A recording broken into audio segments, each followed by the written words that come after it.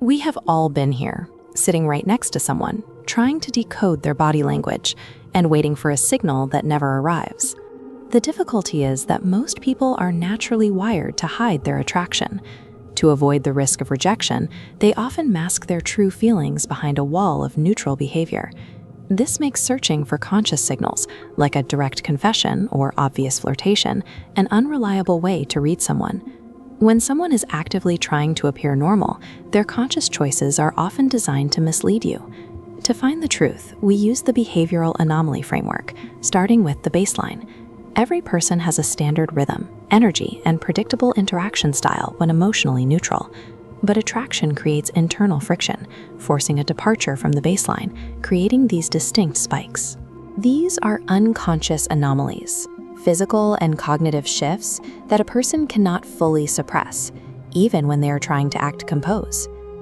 Identifying interest requires a shift in focus, away from looking for romantic tropes and toward tracking these behavioral data anomalies. The human brain is constantly filtering out millions of data points every day just to save energy. Most of what you say and do is simply deleted by the people around you. Emotional interest overrides that filter. This leads to the first anomaly, an unusual retention of detail. They might remember a specific food you mentioned once, or a minor opinion you shared weeks ago, details that most people would naturally forget. It also manifests as a heightened awareness of change.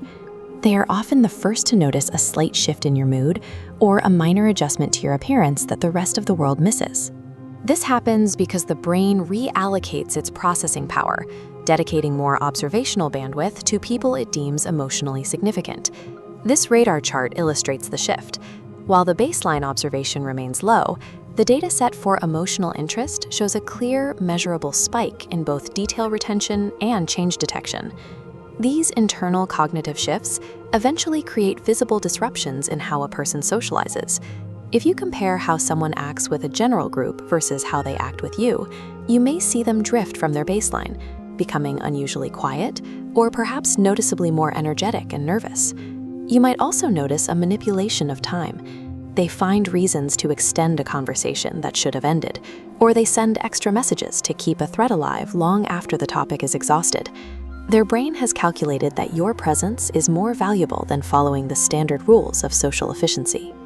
These interactive disruptions happen because the mind is prioritizing emotional proximity over its normal, everyday rhythms. The most uncontrollable anomaly is kinetic synchronization. As these figures walk, notice how the second person unconsciously shifts their stride to match the first. This physical mirroring is driven by a biological drive for bonding. It is an unconscious attempt to build a sense of connection through movement. In a conversation, this looks like matched postures, similar speaking paces, or even mirroring a smile just a fraction of a second after you do. Before their words ever reveal a connection, their nervous system is already attempting to align with yours.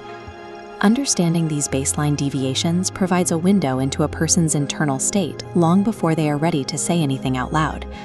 This infographic shows the convergence. When you see cognitive, temporal, and kinetic data streams all shifting in the same direction, they point toward a single conclusion. It reveals a consistent truth about human nature. Our unconscious drive for connection is often more powerful than our conscious effort to stay hidden. We can try to mask our feelings, but the truth usually leaks out through the small, subtle behaviors we haven't learned how to control.